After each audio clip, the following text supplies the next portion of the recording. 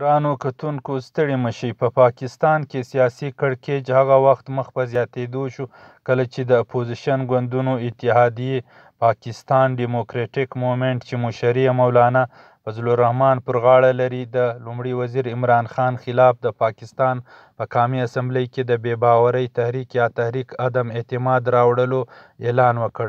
یا تحریک که کامیاب شي لومړی وزیر به له خپلې څوکۍ څخه لاس ومینځي.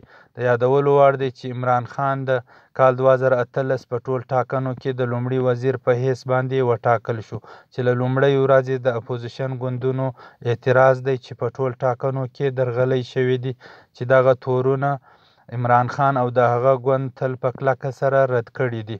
بل لور ته د پاکستان په ستر ایالت پنجاب کې د پاکستان تحریک انصاف ګوند خپلو غړو د لومړي وزیر عمران خان خلاف د نوي اتحاد جوړولو اعلان کړی چې دا د عمران خان د پاره یوه ستره ننګونه ده. له ملتیا نه مو نړۍ مننه.